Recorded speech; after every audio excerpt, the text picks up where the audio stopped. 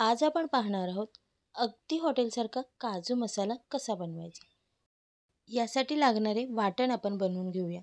कढईमध्ये 1 चमचा तेल घालून 2 मध्यम आकाराचे कांदे व्यवस्थित गोल्डन ब्राऊन होईपर्यंत परतून घ्यायचे आहेत.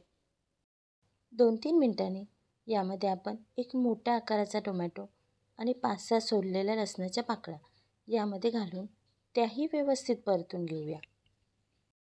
आपल्या ग्रेव्हीला छान रंग येण्यासाठी मी याच्यामध्ये 2 बेडगी मिरच्याही टाकून त्या व्यवस्थित परतून घेणार आहे. मसाला व्यवस्थित परतल्यामुळे ग्रेव्हीला रंगही छान येईल.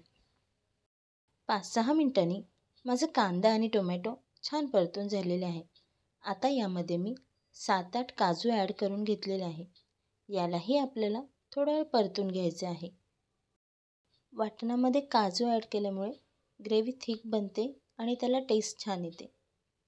आता हे वाटण थोडीशी कोथिंबीर ॲड करून आपण बारीक वाटून घेऊया. आता एका कढईमध्ये 2 चमचे तेल घेऊन यामध्ये 1 चमचा जिरे टाकून जिरे फुलून द्यायचे. जिरे फुलल्यानंतर यामध्ये मी 2 मध्यम आकाराचे कांदे बारीक कापून ते फ्राय करून घेणार आहे. 5-6 मिनिटांनी आपला कांदा छान गोल्डन ब्राऊन झालेला आहे.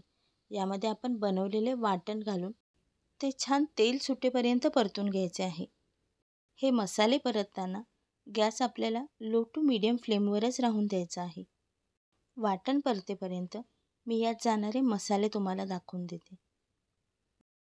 यात मी 1 चमचा लाल मिरची पावडर, 1 चमचा घरगुती मसाला, 1 चमचा जिरे पावडर, 1 चमचा किचन किंग मसाला आणि 1 ते 1.5 चमचा धने पावडर, अर्धा चमचा हळद हे सगळे मसाले यामध्ये मी टाकून घेणार आहे.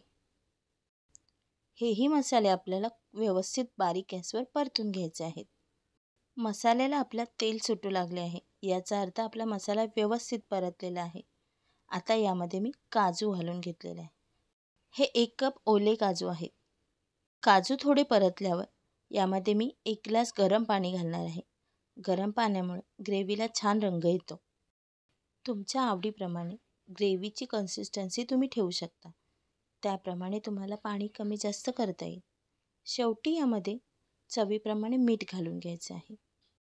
आता ही भाजी 10 मिनिटं मंद गॅसवर छान उकळून घ्यायची आहे. 10 मिनिटांनी भाजी आपली तयार झालेली आहे. यामध्ये थोडी बारीक कापलेली कोथिंबीर घालून घ्यायची आहे आणि आपली भाजी तयार झालेली आहे. वाटणामध्ये मिरची घातल्यामुळे आणि भाजीला गरम पाणी वापरल्यामुळे ग्रेव्हीला सुंदर लाल रंग आलेला आहे. अशा काही इझी टिप्स आणि ट्रिक्स वापरून आपल्याला अगदी परफेक्ट हॉटेलसारखं काजू मसाला बनवता येतो. तर अशा छान छान टेस्टी रेसिपींसाठी रोहिणी स्पेशल रेसिपीला नक्की सबस्क्राईब करा, लाईक करा, शेअर करा आणि कमेंट करून कळवा. थँक्यू.